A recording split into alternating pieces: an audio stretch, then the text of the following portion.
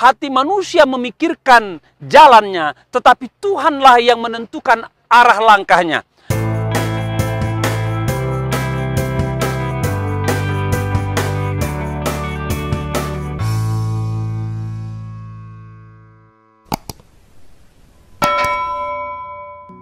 Shalom saudara, kita berjumpa kembali. Kami masih berada di sekitar Gunung Merapi.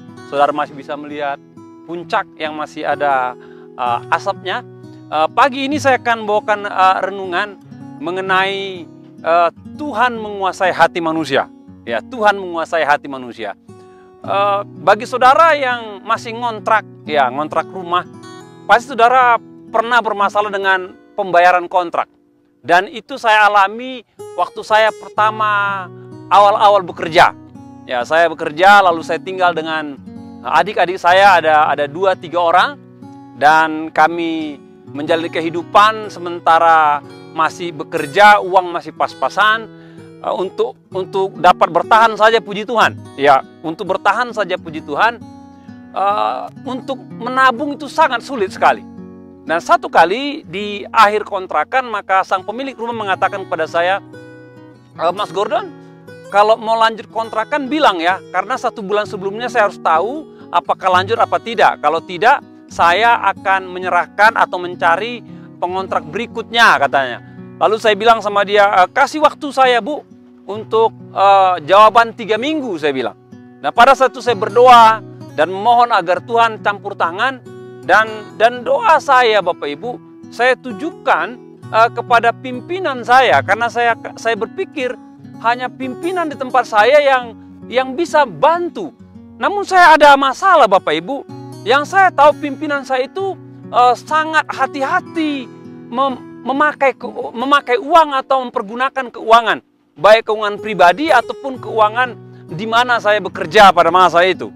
Nah, setelah saya berdoa sekian lama Bapak Ibu, dan tiba masanya kami rapat, dan setelah rapat lalu saya datang kepada pimpinan saya dan memberitahukan mengenai masalah kontrakan rumah saya.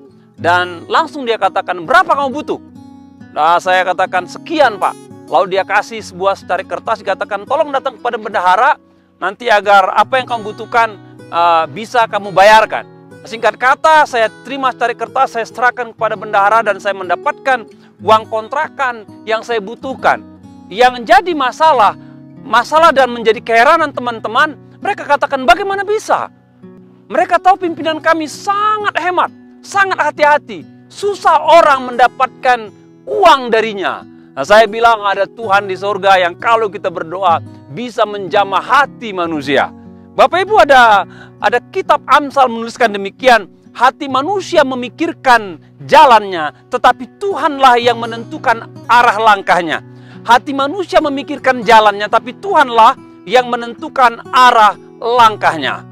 Bapak Ibu, Alkitab berkata, sekalipun kita punya hati memikirkan rencana-rencana tertentu, namun Alkitab katakan Tuhan yang menentukan kemana arah hati kita pergi, kemana arah hati kita memutuskan. Itu Tuhan yang punya hak. Dan ini berkat buat saudara. Kalau saudara pernah punya masalah kayak saya, saudara punya masalah keperluan pekerjaan kah, keperluan keuangan, keperluan bisnis, atau saudara ada keperluan proyek dan saudara berhubungan dengan pihak lain yang lebih tinggi dari saudara, yang bisa menentukan apakah saudara ditolong apa tidak, proyekmu diterima apa tidak, rencanamu diterima apa tidak. Saya mau katakan firman Tuhan ya dan amin. Engkau bisa berdoa kepada Tuhan, memohon kepada Tuhan agar Tuhan menjamah hati orang yang kau akan ajak bicara.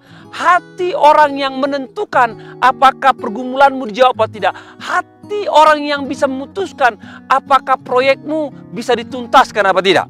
Dan Tuhan adalah Tuhan yang berkuasa atas segala-galanya. Dan saya yakin Dia bisa jamah hati siapa saja dan nyatakan firman-Nya untuk menolong saudara sekalian. Tuhan memberkati kita semua.